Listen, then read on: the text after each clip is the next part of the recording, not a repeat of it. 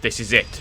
Laura's final stand. She can't drive, her friends suffered moronic deaths, and nobody wants to be a friend. Oh no, no, no, no, no, no! With 10 play cards left, can she complete her legacy and complete State of Decay 2 without ever driving a vehicle?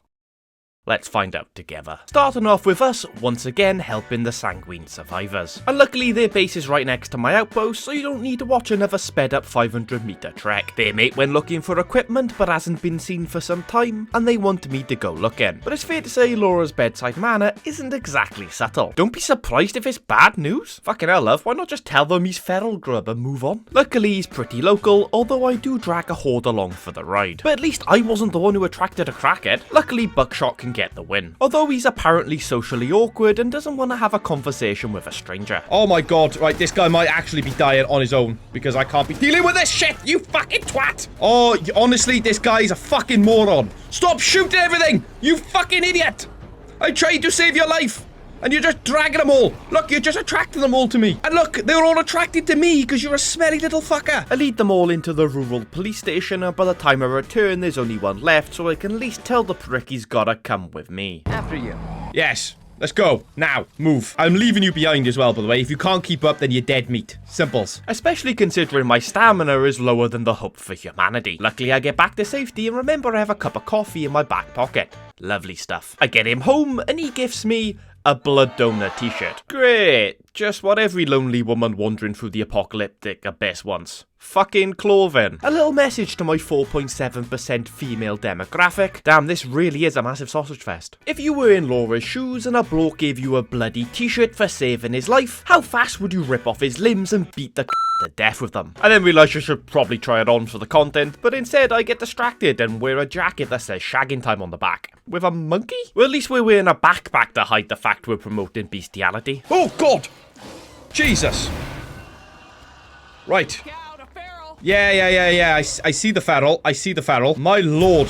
That scared the poop out of me. Moving on with my underwear resembling the smell of an old person's home, time for another nearly 900 meter trek towards our next section of plague territory, where I can climb a billboard and find 2 plague arts on the same street. Well, looks like it's time for some gentrification, baby. Although in preparation for what's coming, I decide to prematurely abandon my fuel outpost, then charge into the belly of the beast. Metaphorically speaking, of course, I don't want to actually be digested by a bloody crackhead. I complete the phase with the heavy weapon, then drop an incendiary before dipping out the back door, but with a stimulant active I need to make the most of it. First I've got to shred a feral with my shotty, then I make my way towards the other play cart at the end of the street, keeping to the back alley like I'm trying to avoid an unwanted pregnancy. I sneak my way inside and start battering the sack, however that alerts the locals and I catch a nasty infection. But hey, that's why we always carry multiple cures and lethals them. I dodge more magnetic bastards and complete the phase, but the molly I dropped causes chaos that results in the immediate termination of the play cart. But there is no time to celebrate as a crackhead can smell my liver. Oh, you twat! I hit you! Trust me, bud, you don't want to have a feast on that. He's suffered years of alcohol abuse, I can assure you. Haha, can't catch me, you little fucker. Didn't your mother ever tell you not to play with your food? So I quit playing and put the twat down. It doesn't look like there's anything in there, so I'm going to have a quick look, see if there's anything useful, i.e. a medikit would be amazing right now. And I'm not saying I've got the luck of the Irish. We got a medikit, that's fucking clutch. Because I ain't fucking Irish, alright? I'm Welsh. Don't get me wrong, I got nothing against the Irish, or the Scottish, or the Australians, but we all do have one thing in common.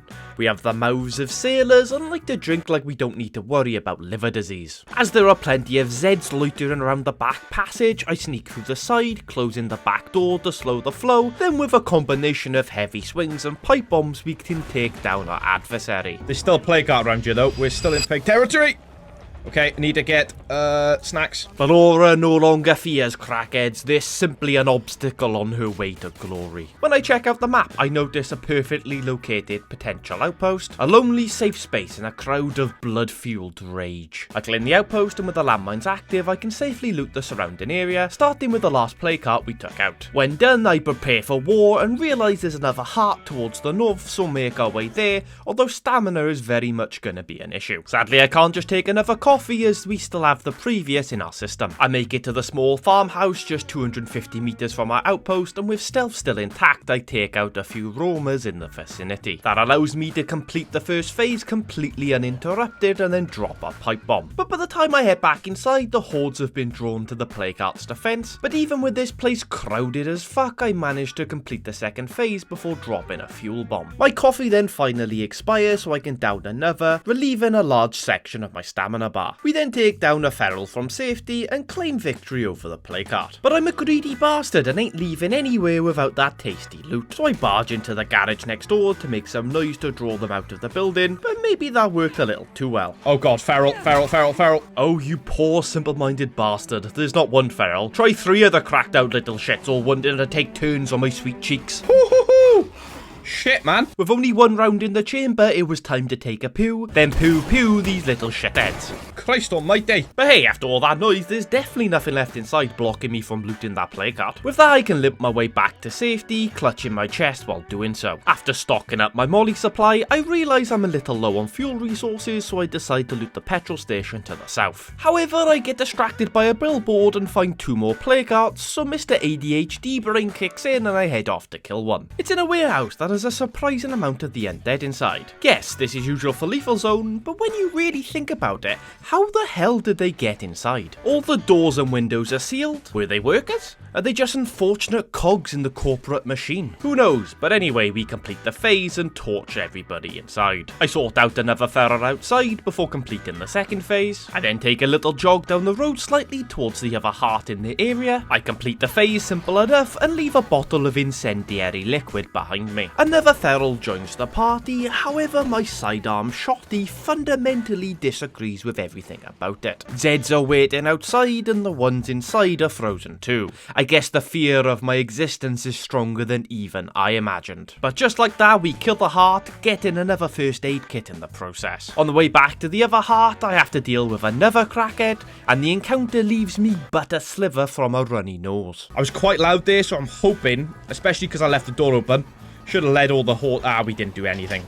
It didn't do fucking anything, did it? No, it didn't quite have the desired effect. Then we get bit, causing a nasty infection. Twat! How many times have you used that word in this video? I'm starting to wonder who the real twat is. With no stamina, I managed to complete this second phase and set everything on fire, including myself. Well, that's a fresh experience, never done that before. In between phases, another feral joins the fun, so I use a molly to slow him down, and when in a better position, put him down for good.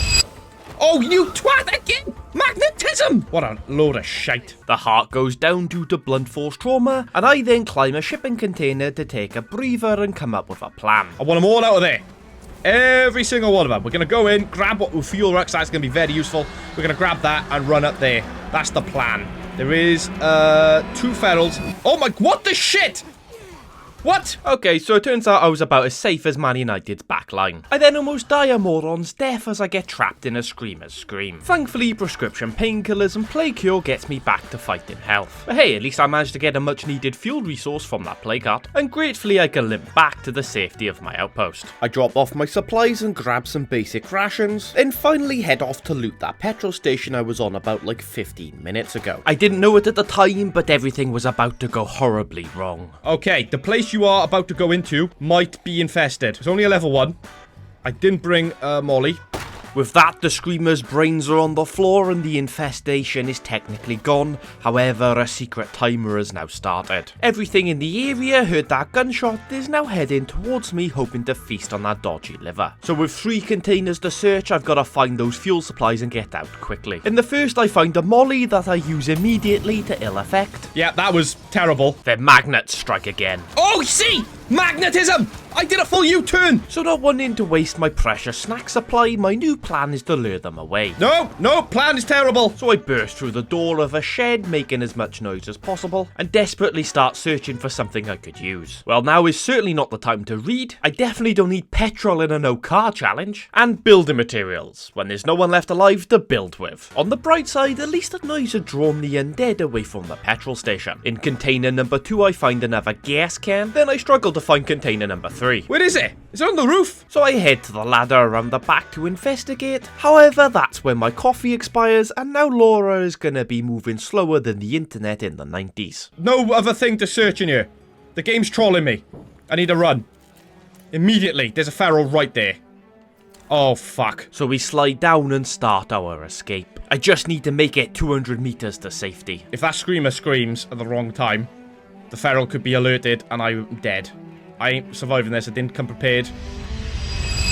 No, you gotta close it when you're on the other side, you prick! It's a tender moment, please forgive my snappiness, but at least we get some extra loot from that placard. We can then make it across the border to safety, and I didn't even need a rubber dinghy, or a cartel of traffickers. What a chad. With 5 playcards left, I set my sights to the south. Although without any more first aid kits, I'm gonna have to settle with my health being slightly above half. I could head back to base and use the infirmary to recover my injuries, but given that it's so far away, I might not even make it back. No, the best thing we can do now is continuing our path forward, conquering every heart in our path, and praying the loot gods are generous. From the cell tower, I spot 2 of the 5, but I'm concerned about the hostile enclave being so close to that placard. But that's a problem for later. Right now we need to put one foot in front of the other and tackle the next obstacle, a placard in a gun store. I burst through the front door, but as I've poorly managed my stamina, I'm too tired to stab the guy in the head, so time for plan B, stimulants and brute force. By alternating my attacks I can hit the heart while also keeping the Zeds at bay. No! You twat, you were supposed to be on the floor! To make things worse, a feral has also joined us inside, so slightly panicking I torch everything in sight, including my eyebrows. I then head outside, separating the crackhead from the horde, which allows for an easier takedown. And with the hordes now chasing unsuppressed gunshots, I can slip back inside and complete the phase while also burning everything in sight. Another feral fancies a go, but I deal with it appropriately, and with that we can take down the placard with no more issues. I then abandon the roadside pharmacy in the north, lead the hordes away using unsuppressed gunfire, and turn the gun store into a landmine protected outpost. Unfortunately, our home is now getting sieged by 3 level 2 siege sites, but as there's no one home, I'm not too bothered, although I did make sure to craft enough cures and mollies to get us through the remaining placards. As if you ignore sieges, they'll usually damage your facilities and leave your community injured, but as the last man standing, we don't need to worry about injuries, so we just load up and head on out. Okay, might have to go the long way around here, because I really don't want to touch anywhere near that enclave. And then the penny drops. Oh shit, I didn't bring a coffee. So I've got to backtrack all the way back to my outpost, as when the fatigue starts to kick back in, you know your coffee isn't going to last much longer. So with a slap crap crapper lappuccino in the back pocket, we can make our way to the next placard. Luckily this one isn't right next to the hostiles. I do not want to be fighting them with my fatigue in this situation. In fact, I'm going to do everything in my power to avoid that fight altogether. There we go, magnetize onto that, yeah, prick. With the locals' heads well and truly caved in, we can complete the first phase of the placard, but my greedy arse leads our lungs to be filled with a toxic substance, leaving us fully fatigued. My only real option is to climb on a car outside and await for our coffee to fully leave our system, knowing one stealthy bloater could spell the end. Meanwhile, back at base. Oh my god, look how fast they're going!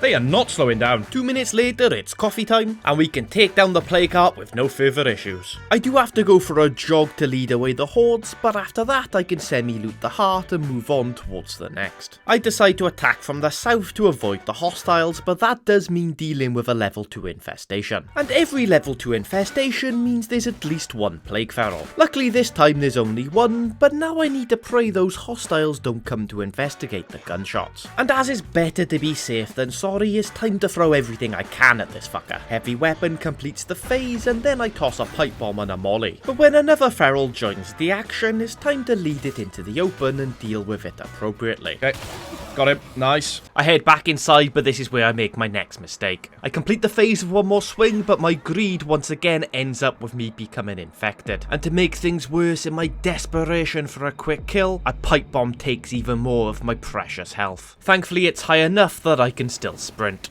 1 more hit thankfully ends the heart, but the crowds threaten to overrun me, so I escape and climb onto a silo outside. Meanwhile, our siege is still going strong. Sadly, when I head back in to loot the placard, we don't get a medikit, which means this really could be it. After coming all this way, 1 small mistake, any kind of bug or glitch could spell disaster with only 2 more placards remaining. I do what I always do in a highly stressful situation, get high as fuck! to scout the land for any plague carts or locations of a tactical interest. Wow. We have some serious infestation problems. But at least I know exactly where both plague carts are. Container warehouse and Lakeview Farm. So the zombie apocalypse, the rules are simple. Don't get hit. Don't get hit. Don't get hit. I headbutt my way through the window of the penultimate heart, and with a cocktail of Adderall and coffee flowing through my system, I can complete the phase and engulf the bastard in flames. That brings a feral to the party, and even though I only hit with 75% of my bullets, we get the kill. Oh no! That assault left my health too low to sprint. Luckily, my painkillers can do enough recovery. Don't get hit. Oh shit.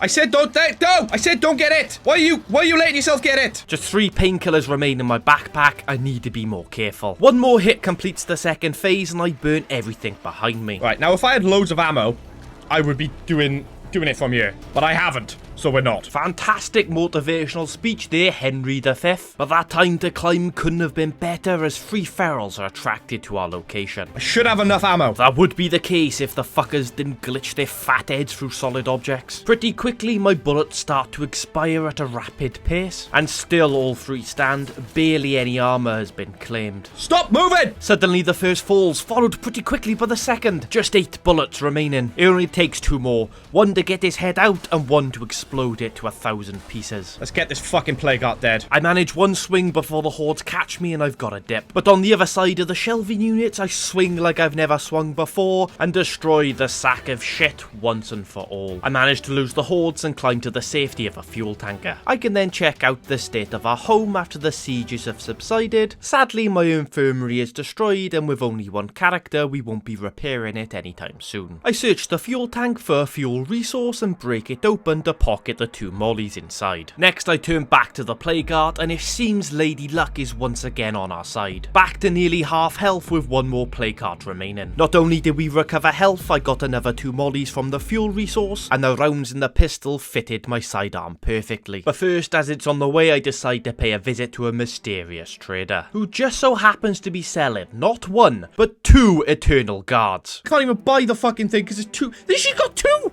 She's got 2 eternal guards! How the fuck did you... What? How much do I need? If I sold the gun, which is, let's be honest, is useless to me currently. It's time for some big brain plays. Let's get rid of the snacks. Let's detach the mod, sell it, sell that, and now I can buy an eternal guard. The plague heart is now dead. It doesn't stand a chance. 150 meters from the heart and 150 rounds if necessary. But rule 1 of Lethal Zone is never get overconfident. Wait. Oh no! No! Don't get hit. Don't get hit. Don't get hit. Don't get hit. Drop the molly! Drop the molly! Drop the molly! Ah! I can't see anything. Oh my god. Take the painkillers. Come on. Move. There's a feral right behind me. Oh my god. No! Stop hitting me! You magnetic prick! Got it. Go. Shit. No! Oh no. I've now taken too big of a hit. We're gonna have to do this. Got it dead! There's no medikit, but there's a feral outside. Come on. Dodge. Quite literally in a blaze of glory, she drops a molly to slow the charge of the feral, even if it scars her even more. Onto the car, kill the crackhead, run. I got no healables. It's gonna be so tough. Somehow the Juggernaut's lungs fail before mine. Don't get hit. Don't fucking get hit. Don't get hit. Don't get hit. Don't get hit. Don't get hit. I gotta rest a sec. I make it to the Bronto gas station that we used to own. Somehow the door is locked, and when I burst through, Zed's outside are too close to secure it. Knowing I'm 1 hit from a certain death, I leap through the window and lead the hordes away. And just when you think things can't get any worse, the caffeine is now fully out of my system. Climb the caravan, pop a headshot, run. We make it back to the petrol station, and with the area secure, we abandon the gun store and claim the Bronto gas and set landmines to save our arse once again. But right now, our options are limited. I have no way of removing injuries and trauma, and even if I make it back to base, my infirmary is destroyed and it requires 2 people to repair it. My only realistic option is a veterinary clinic down the road, praying for a first aid kit, just something to recover enough to sprint with. This was one of the tensest experiences I've had playing State of Decay. I only wish I could say this story had a happy ending. Oh no! No! Oh! After coming so close, clearing the entire town of blood plague almost single-handedly, without ever learning to drive, Rora succumbs to the fate of the lethal zone. With the stench of failure on our breath, there's only one last thing to say. This video was brought to you by Big Oil. You definitely won't survive unless you have a gas-guzzling V8 to power your dreams into the zombie apocalypse. Use code Talbot at checkout to save yourself an incredible $3,500. You think a Tesla's gonna survive a juggernaut? This thing couldn't survive a brisk winter. Buy petrol now.